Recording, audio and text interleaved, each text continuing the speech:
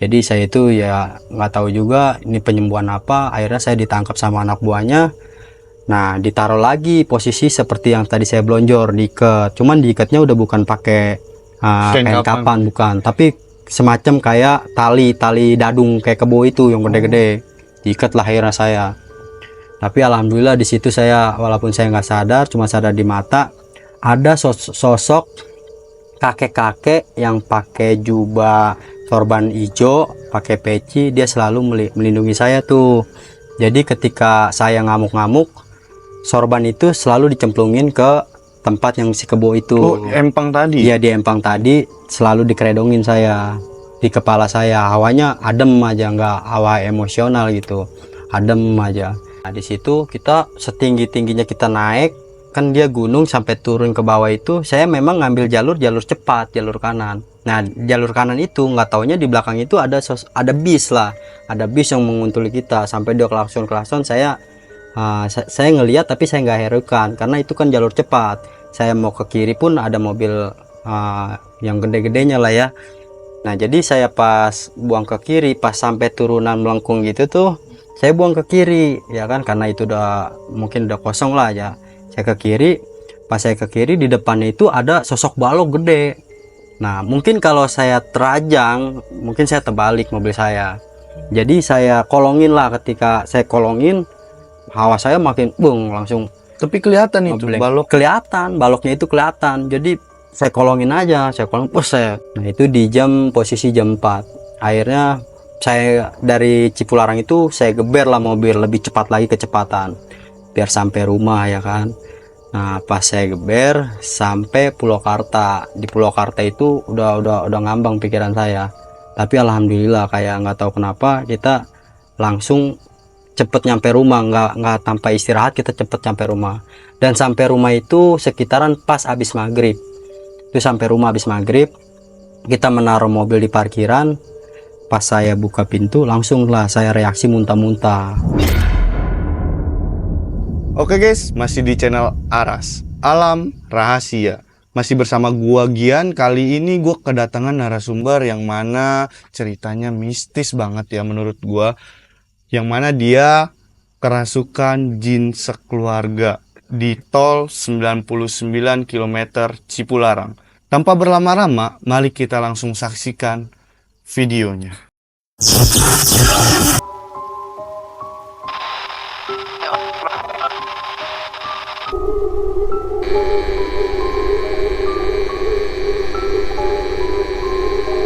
Oke guys, ini narasumbernya. Abang boleh diperkenalkan dulu? Ya, perkenalkan, nama saya Muhammad Richard Herpian. Saya tinggal di Robokor, Jalan Nusa Sastra Negara. Umur saya 28 tahun. Saya tinggal di Robokor sama ibu dan adik-adik saya. Oh. Jadi awal mulanya kapan ini, Bang? Awal mulanya saya di tahun 2017, saya belajar dengan ada sosok guru. Nah, gurunya itu nggak jauh dari tempat saya. Ya, sekitaran dari rumah itu 5 menit lah nyampe. Jadi belajar ilmu bela diri. Nah, kita perdalamin lagi ilmu bela dirinya. Saya nanya seperti apa sih ya kan. Kata gurunya, ini ilmu bela diri ini ya semacam kayak kontak gitu, untuk mengontak orang dari jauh gitu. Jadi ketika saya belajar memperdalami ya kan, alhamdulillah saya dapat ilmunya, kisi-kisinya dapat lah, dari diajarin dari 0 sampai pangkat kelima. Nah, pas sampai pangkat kelima itu, dan saya penasaran gitu, teman saya mau dirasukin sosok kayak makhluk macan gitu. Cuman saya itu sempat melawan guru, nggak percaya gitu, masa iya sih bisa secepat itu masuk macan ya kan. Akhirnya guru itu bertanya sama saya, kalau memang kamu nggak percaya, sok monggo, kita persilahkan. Ya akhirnya saya mengikuti, karena saya menantangi ya, saya mengikuti aturan guru. Nah, tiba-tiba pas dipasukin sosok macan itu, saya sebelumnya disuruh duduk dulu tuh, disuruh duduk ya kan, di depan dia, berhadapan dia. Nah, nggak dapet ada 1 menit lah ya kan, dia langsung narik tangan ke atas, langsung masukin sosok makhluk macan itu. Jadi saya itu cuman sadar di mata, cuman pergerakan tubuh itu ya sosok macan lah yang mengendalikan.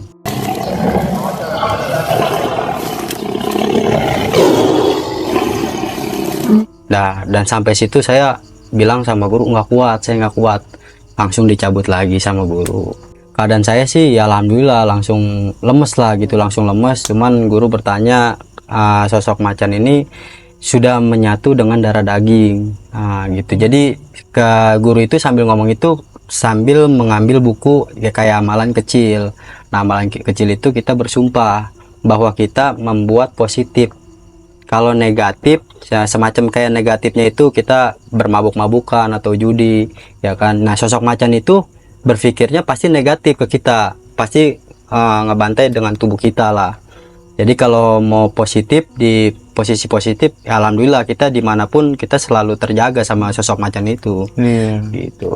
Nah, pas dari pas guru saya pulang ya kan, saya pikirkan lagi ya mungkin ini lebih baik lebih bagus lah ya untuk buat bela diri ya kan. Kalau saya kan sering narik ke daerah luar tuh ya kan, luar kota atau dalam kota ya kan, kalau ada apa-apa kan ya mungkin pikiran saya wah bagus juga nih ilmunya kita ambil gitu, ilmu kontaknya.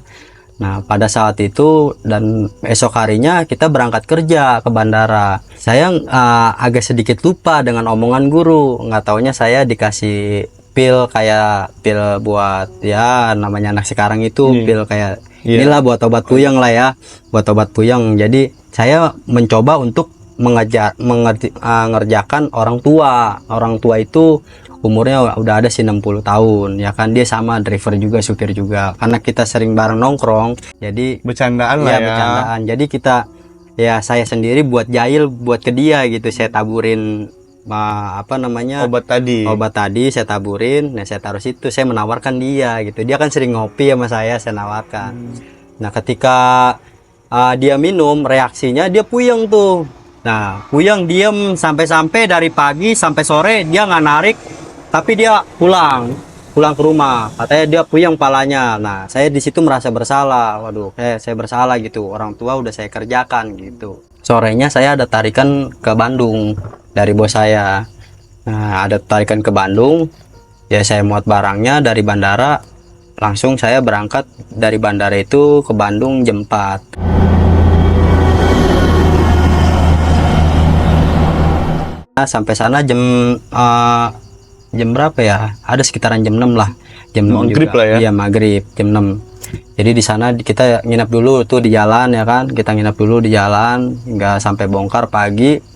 Nah, pas pagi itu kita mencari lah alamat PT itu. Kalau nggak salah di PT-nya itu pas keluar tol Muhammad Toha. Pas masuk itu emang lorongannya serem gitu, perumahan pun juga dikit gitu, nggak terlalu banyak. Makanya saya nanya sama orang, ini PT ini bener nggak, agak sedikit saya lupa ya PT-nya ya. Nah, PT ini bener nggak, ada yang nunjukin satu orang, itu ibu-ibu, ada di sana pabrik, itu cuma satu-satunya pabrik kata dia. Oh yaudah Bu, makasih ya. Mungkin saya telusuri, saya penasaran, saya ke dalam. Akhirnya saya ke dalam, ada pelang PT itu bener dengan surat jalan. Nah, pas saya ketok-ketok nggak lama lagi orangnya nggak buka-buka tuh, ada 2 jam lah saya ketok-ketok. Ya udahlah, akhirnya saya santai dulu ya. Tiba-tiba gerbang pun terbuka sendiri. Jadi saya sok, wah kok bisa terbuka sendiri gitu gerbangnya. Pas pintu kebuka sendiri, itu pun satu orang nggak ada, sapam itu nggak ada. Jadi ya emang saya lihat PT-nya benar. Akhirnya saya masuk ke PT itu. Saya masuk ke PT itu, nggak taunya posisi security-nya itu di dalam tengah-tengah lah ya, di dalam tengah-tengah itu perusahaan garmen. Dalam tengah-tengah, akhirnya saya nanya, Pak, kok dari tadi saya nunggu di sini kok lama ya dibukanya? Nah, dia berjawab, kata dia, lah nggak ada yang perasaan buka ketok-ketok, itu saya ngelihat itu pas ada setengah jam dari kamera, kata dia, itu ada mobil katanya. Oh gitu ya, saya nggak tahu, orang saya di sini lama lah 2 jam, sekitaran 2 jam saya lama ngetok-ngetok, tapi nggak dibuka-bukain. Nah, pas sudah waktu itu ya udahlah, akhirnya disuruh bongkar lah ke loading 1. Pas saya bongkar barangnya udah selesai. Nah, akhirnya saya buru-buru balik karena perasaan saya nggak enak di situ. Saya buru-buru balik lah, saya pamit sama security, ya udah hati-hati kata jalan ya. Pas balik itu saya sekitaran jam 2 balik ke Jakarta. Ya, balik ke Jakarta jam 2 setengah 3 lah ya.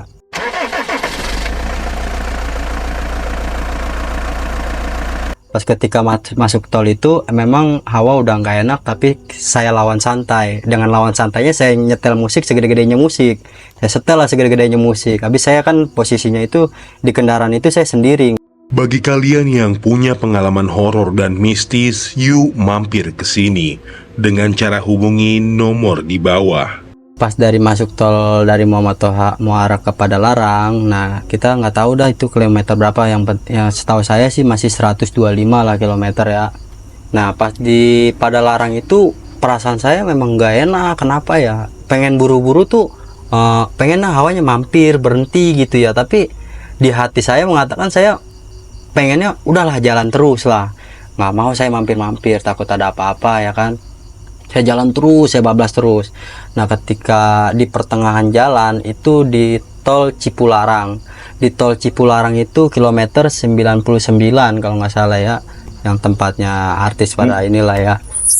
Nah di situ kita setinggi-tingginya kita naik, kan dia gunung, sampai turun ke bawah itu saya memang ngambil jalur cepat, jalur kanan. Nah jalur kanan itu nggak taunya di belakang itu ada bis lah, ada bis yang menguntuli kita, sampai dia klakson saya ngelihat tapi saya nggak herukan karena itu kan jalur cepat. Saya mau ke kiri pun ada mobil yang gede-gedenya lah ya. Nah jadi saya pas buang ke kiri, pas sampai turunan melengkung gitu tuh saya buang ke kiri ya kan, karena itu mungkin udah kosong lah ya. Saya ke kiri, pas saya ke kiri di depannya itu ada sosok balok gede. Nah mungkin kalau saya terajang, mungkin saya terbalik mobil saya. Jadi saya kolongin lah, ketika saya kolongin kecepatan adalah 100 lebih lah kecepatan mobil. Saya kolongin sampai saya menyebut istighfar lah, astagfirullahaladzim, kata saya. Aduh untung saya nggak kenapa-napa, kalau sampai saya nabrak balok itu otomatis saya ke jurang ya kan. Akhirnya saya kolongin. Pas saya kolongin itu sempet jalan ada 500 meter lah, itu hawa udah nggak enak, perasaan pengen makan, lapar, tapi kita nggak nafsu makan gitu. Udah saya lanjutin aja. Nah di hati tuh pengen mengatakan berhentilah, mampir ke rest area gitu ya, berhenti mampir ke rest area. Nah saya ini nggak mau gitu, di tubuh saya nggak mau, saya mau buru-buru pulang, cepet-cepet pulang ya kan. Nah itu di posisi jam 4. Akhirnya saya dari Cipularang itu saya geber lah mobil lebih cepat lagi kecepatan biar sampai rumah ya kan.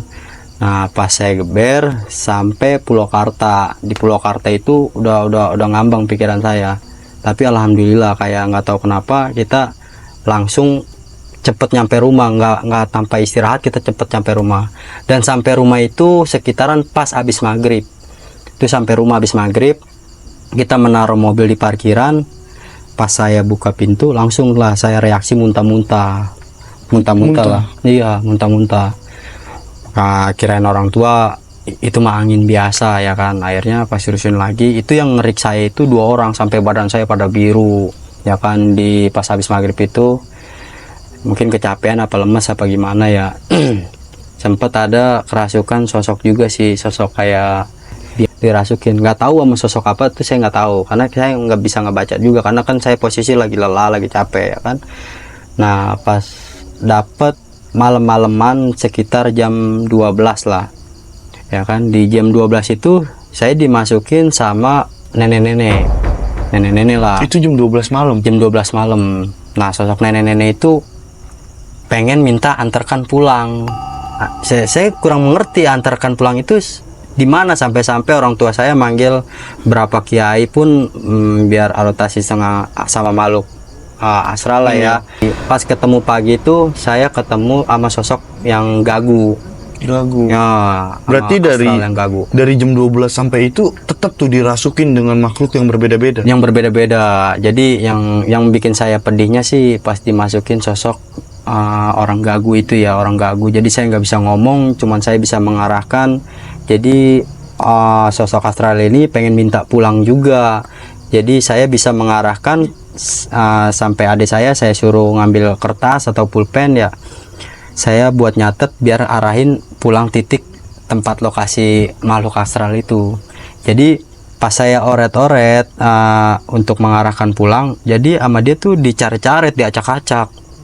Nah saya nggak sadar, saya cuma sadar di mata. Cuman dalam hati, ya Allah kok bisa kayak gini gitu ya. Maksudnya tubuh saya yang gerakin bukan saya sendiri.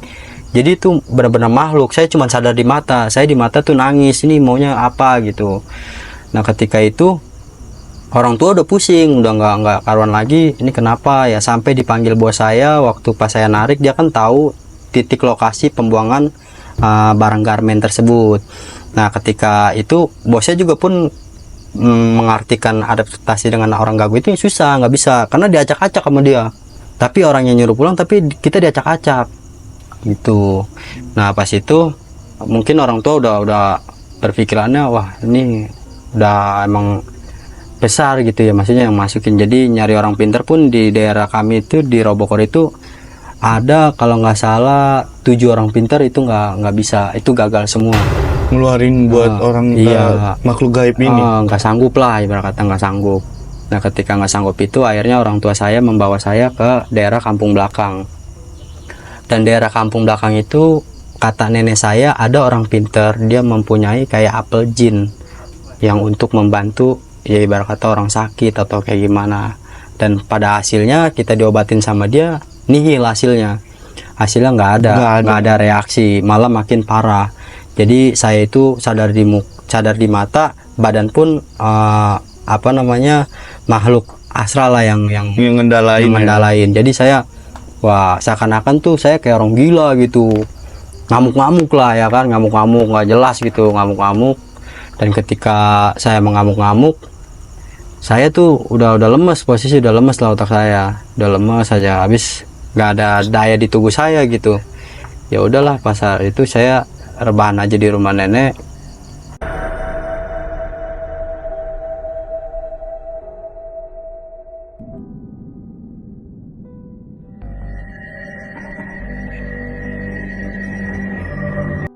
Nah ketika saya dari pas rumah nenek itu, saya masih kerasukan posisinya, nggak tahu itu makhluk apa dengan berbeda-beda. Dan di sana pun di rumah nenek banyak orang pintar itu yang menyembuhin saya. Ada 3 orang pintar yang dia bawa apel jin itu ya kan.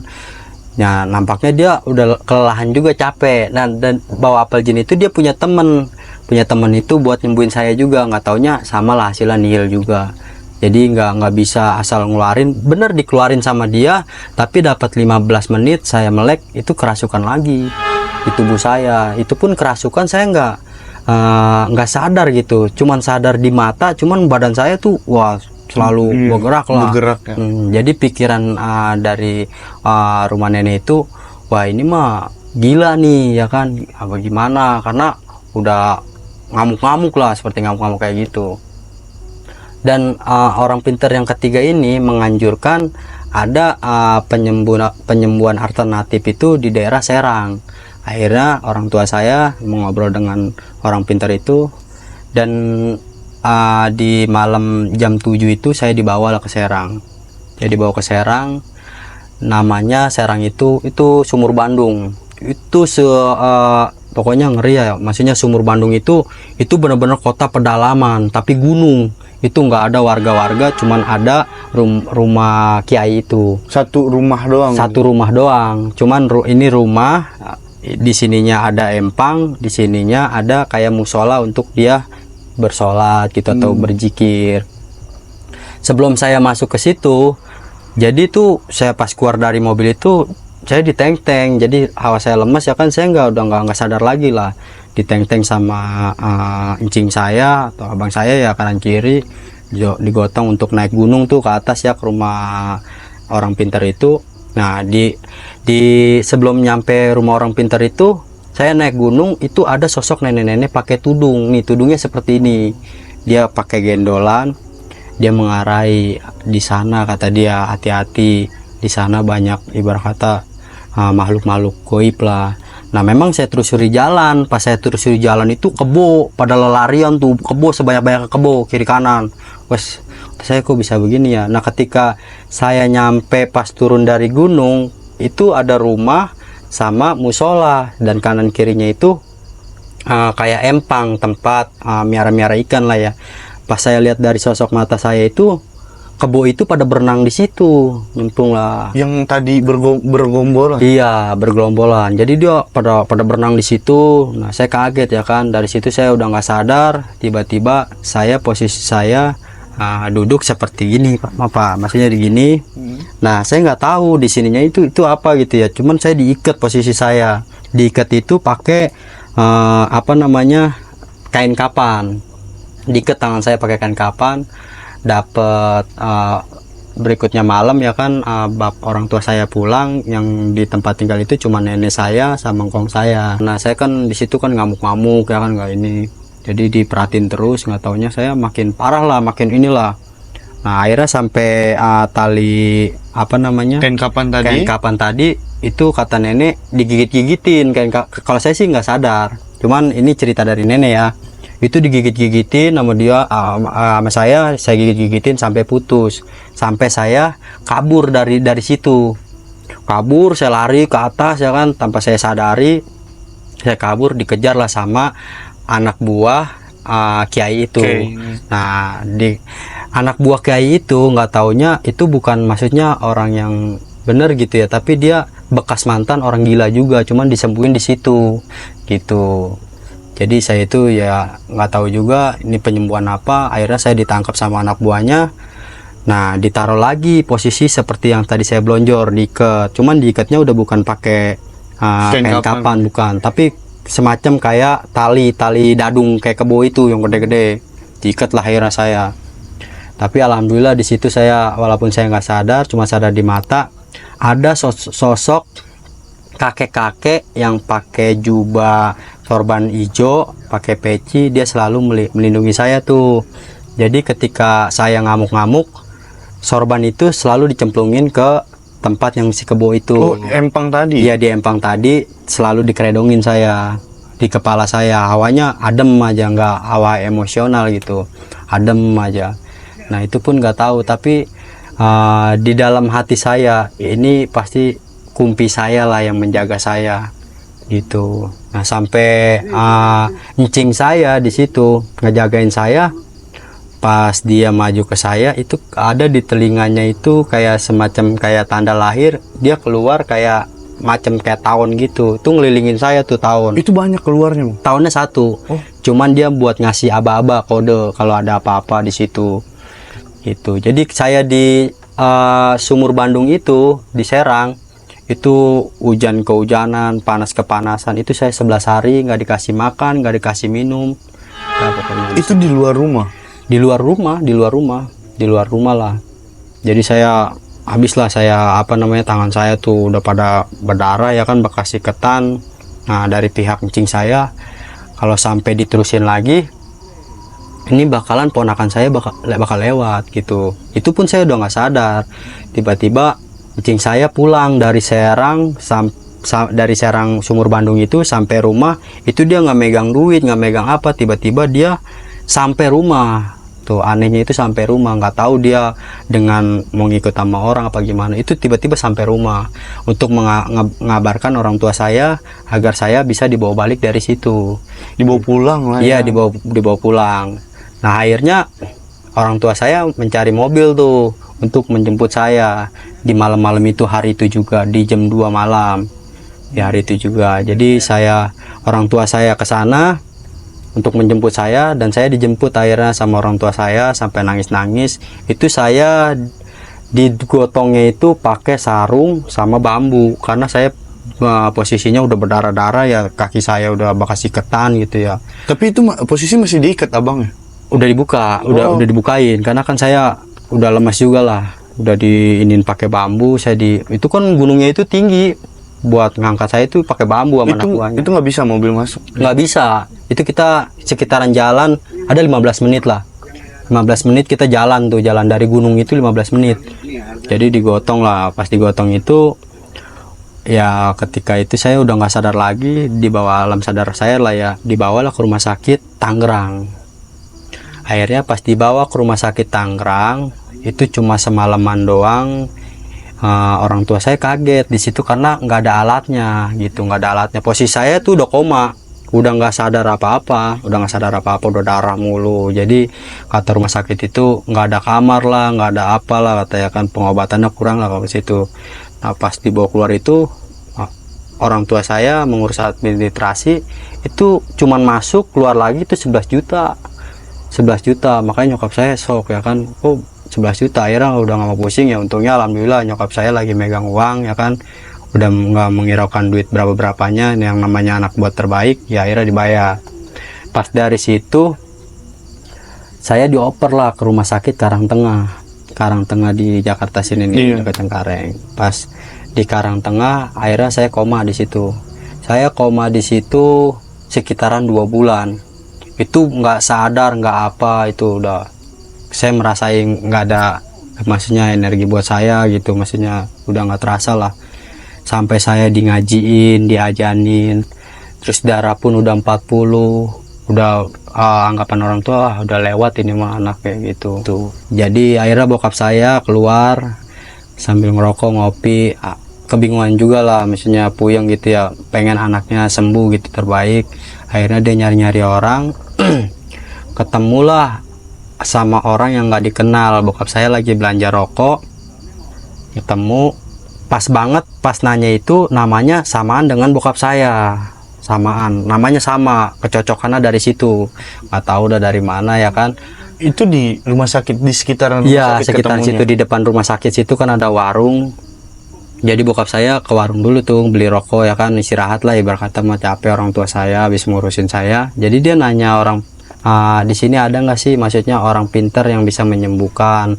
Jadi bokap saya tuh ngarahnya nggak ke penyakit maksudnya dalam atau luar gitu, Nggak ke medis lah ya? iya nggak ke medis, karena di scan itu memang di scanner itu ada kayak saraf gitu, saraf nempel aja sih, saraf nempel, cuman masih bisa diperbaiki kata dokter. Nah dari situ belum sembuh-sembuh juga saya, dikasih obat berjalan, nggak bisa sadar juga lah selama 2 bulan itu. Dan udah mendekati 2 bulan itu, akhirnya bokap saya mencari orang pintar itu ketemu, diarahkan sama yang namanya sama dengan bokap saya nih, namanya sama-sama Asim lah ya, dekat bokap saya. Sebelah mana rumahnya? Nggak jauh kok dari rumah sakit, bapak lurus aja, mau saya antar, katanya ya diantar aja, diantar. Nah pas bokap saya ke rumah orang pintar itu nanya lah gini-gini, katanya dia pun udah tahu gitu penyakit anaknya seperti ini. Akhirnya bokap saya disaranin nyari botol aqua air untuk mengisi air hujan ketika hujan. Emang di posisinya pas saya sakit itu musim hujan. Jadi aqua itu ditaruh lah di tengah-tengah jalan, harus air yang dari langit. Air hujan berjatuhan dari situ. Nanti pas ketika airnya udah lumayan penuh lah atau setengah, bawa aja untuk minumin ke saya. Ketika dikasih sama orang tua saya itu air aqua, nggak taunya saya minum itu hawanya panas. Itu keadaan saya tuh nggak bisa ngomong, masih gagu lah, panas, airnya panas. Tapi itu dipaksa masuk?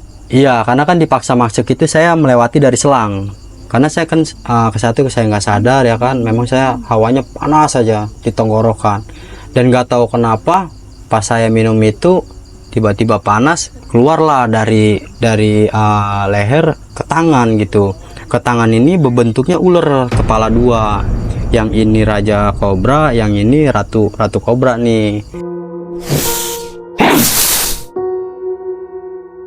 Cuman ini kobra yang asli, kan kobra asli itu bentuknya kayak ada coklat-coklat gitu ya, masih kalau ini putih kayak piton modelnya, tapi dia rajanya ular di tangan saya 2. Tapi alhamdulillah pas saya mainin itu sih cuma saya aja yang bisa ngelihat, dan sekitarnya nggak bisa ngelihat, cuman saya. Ular ya kan, pas saya mainin begitu baik sih ularnya, nggak ini, cuman kan gimana ya, emang saya tuh pas ular turun ke tangan saya itu posisi saya agak setengah sadar di situ, karena kan saya koma. Dan dan komanya selama 2 bulan itu saya mengalami roh saya itu udah kemana-mana, karena pas darah 40 ya kan, saya sampai ke rumah saudara saya, sampai ke Robokor ya kan. Jadi saya ngeliat tuh roh saya main ke tempat guru saya. Nah nggak taunya guru saya itu meninggal, digotong-gotong. Saya kaget ya kan, Yang saya bawa itu cuma kepala sama badan doang, tangan sama kaki udah nggak ada. Itu di bawah alam sadar roh saya.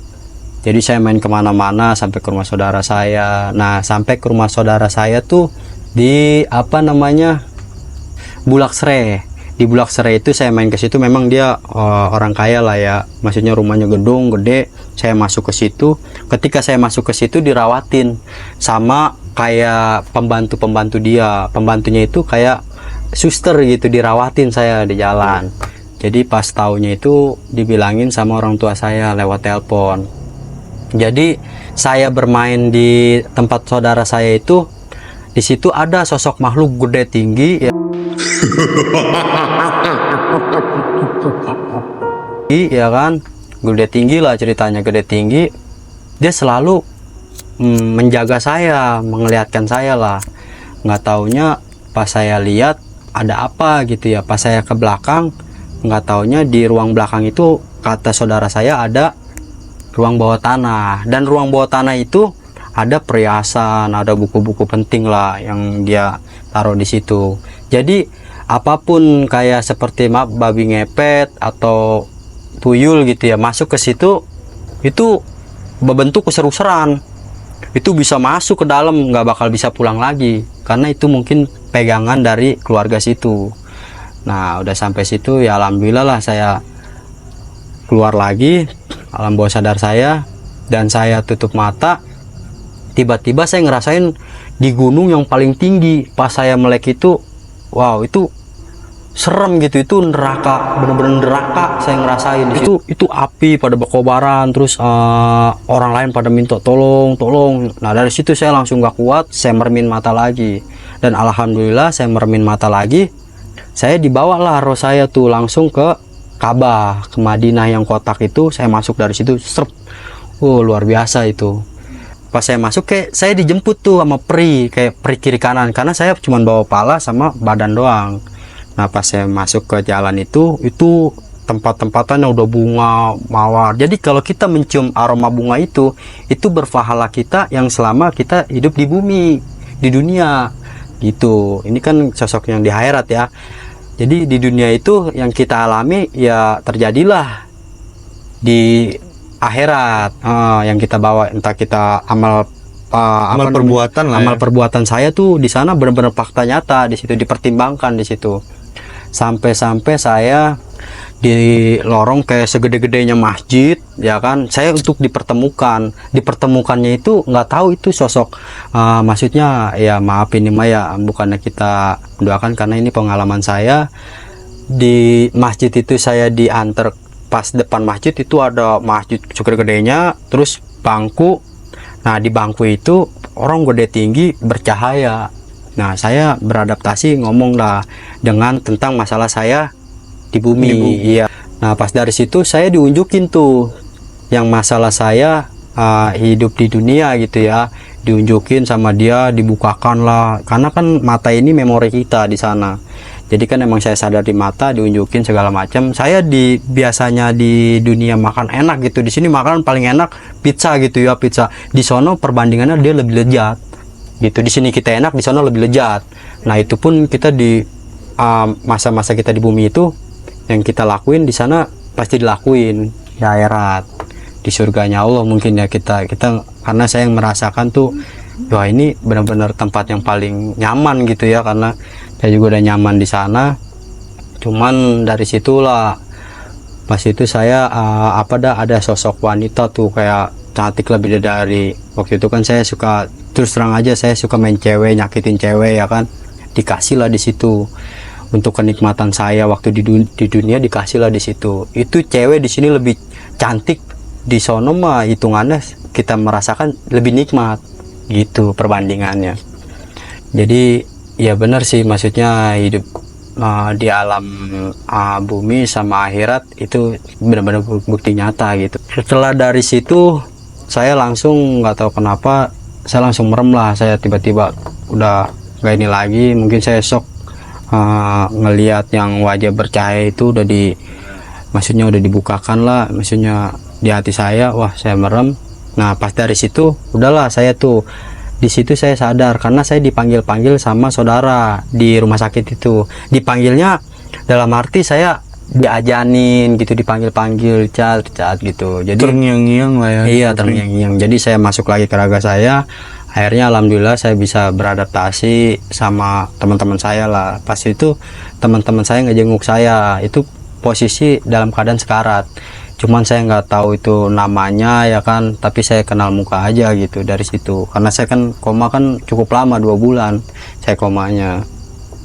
Gitu. Jadi ya udahlah. Mungkin ini pelajaran buat saya ya kan. Lepas dari 2 bulan itu kan saya udah agak-agak sadar sedikit gitu ya. Orang tua minta bawa pulang ke rumah untuk dirawatin di rumah lah ya kan. Nah nggak taunya pas dirawatin di rumah itu saya tuh posisinya masih pakai lepis, pakai itu ya. Jadi nggak tahu lah orang tua pas ngebersihin koreng-koreng saya bekas luka-luka yang tadinya diserang ya kan. Jadi dia pakai air alkohol, pas dibuka celana saya tuh jadi ada sedikit kayak di pantat saya tuh agak kayak koreng gitu, geroak ya kan. Nggak taunya itu bekas saya waktu dipasung, jadi itu nggak kelihatan lagi dari rumah sakit. Pas ketawa-tawannya pas di rumah aja menyokap, nggak taunya itu bolong gede lah punggung saya gitu, gede karena kayak dimakan kayak kuman gitu. Ya dari situlah orang tua menangis ya kan. Ya udahlah, mau diapain lagi. Nah itu saya udah agak sadar gitu, udah agak inget. Cuman kembali lagi otak kita kayak ke anak-anak kecil gitu, memori kita. Jadi memori kita yang lama itu hilang semua gitu. Jadi kembali lagi dari awal. Bagi kalian yang punya pengalaman horor dan mistis, yuk mampir ke sini dengan cara hubungi nomor di bawah. Pas saya agak sedikit-sedikit mengingat, saya main ke tempat guru saya yang selama saya belajar ilmu-ilmu kontak ya kan. Saya main dari situ, saya tanyakanlah ke guru saya. Di alam bawah sadar itu kan saya melihat guru saya kan meninggal ya kan, karena saya merasa sedih gitu ya kan. Pas saya ke rumahnya enggak gitu, enggak meninggal ternyata.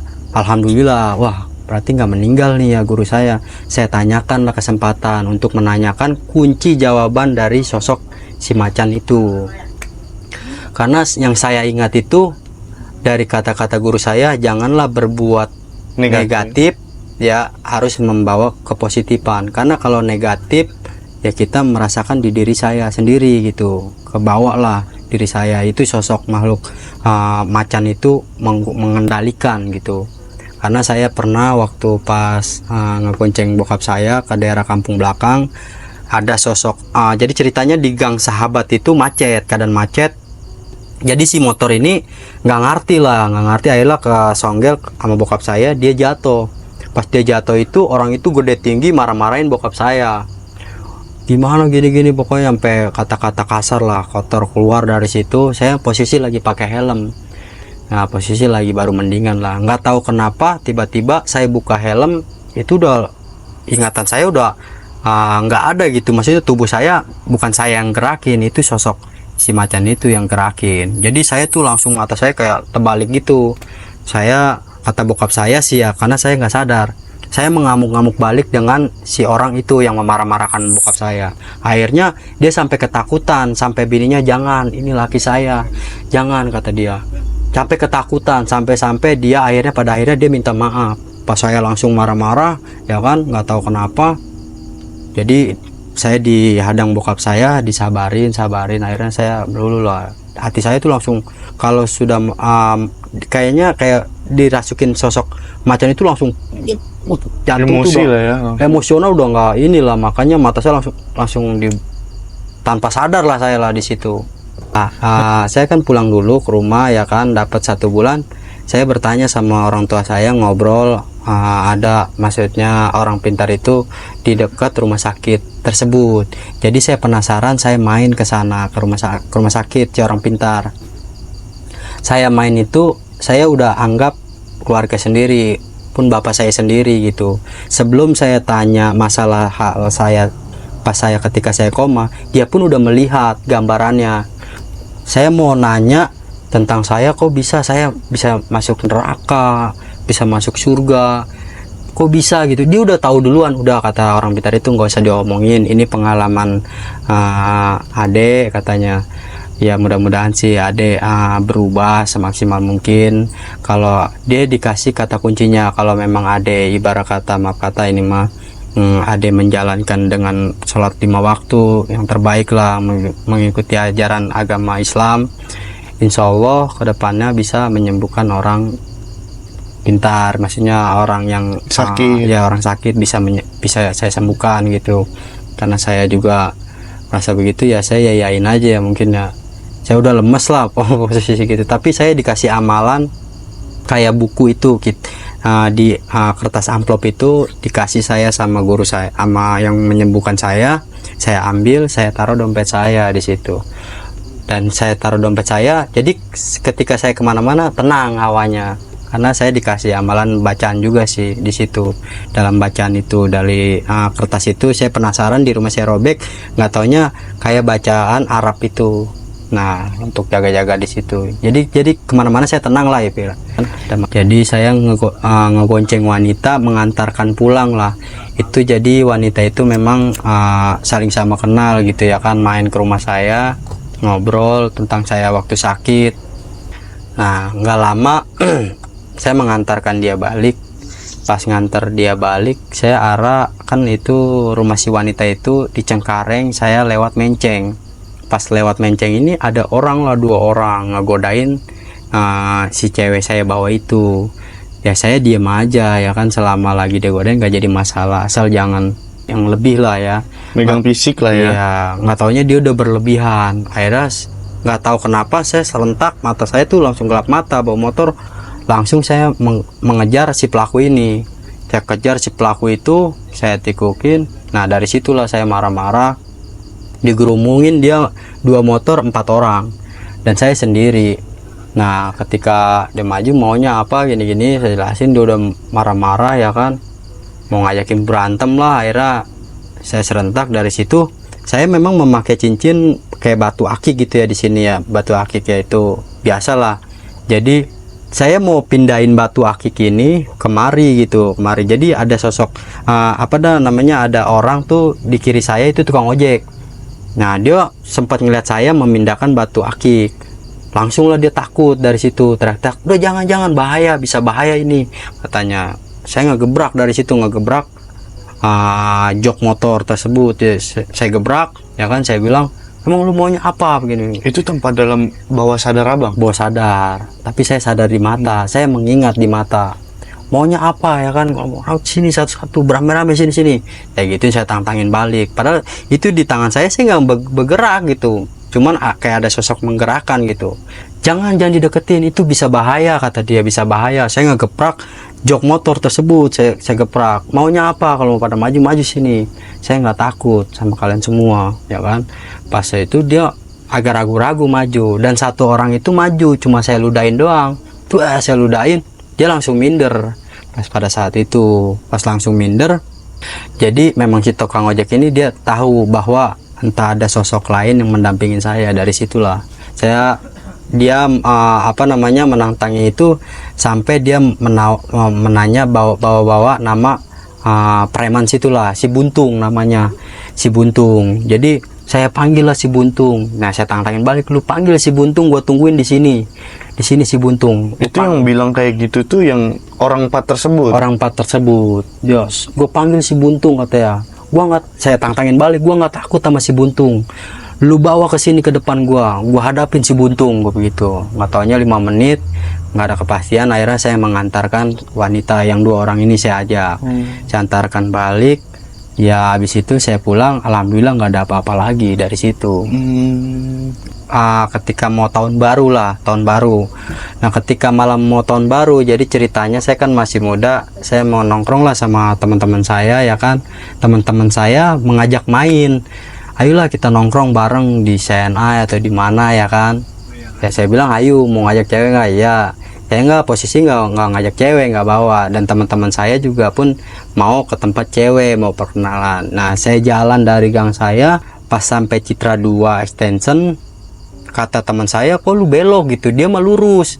Nah akhirnya saya belok itu, berpikiran saya tuh saya berbeda dengan dia gitu, saya mau ke tempat pijat. Tiba-tiba tuh ya? Iya, tiba-tiba saya nggak tahu kenapa di otak saya tuh pengen mampir ke tempat pijat dengan mungkin hawa nafsu saya ya, mungkin ya saya main ke situ, saya minta pijat ya kan. Saya tuh cuman memberanikan diri punya uang 100.000.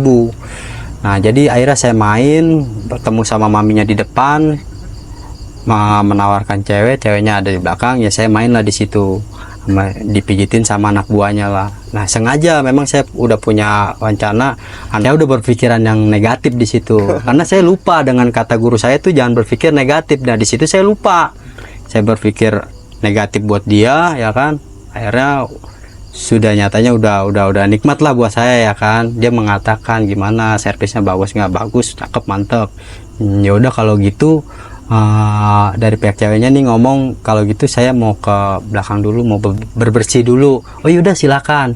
Akhirnya saya bersifat jeleknya, saya buru-buru memakai celana. Pas memakai celana, saya ke depan, ada maminya nanya, gimana, servisnya bagus nggak? Wah alhamdulillah kata saya. Dia bilang seperti itu. Saya jawab balik, bagus mami, barangnya mantap ya kan. Terus mana ada servisnya? Udah beres mami sama anak buah.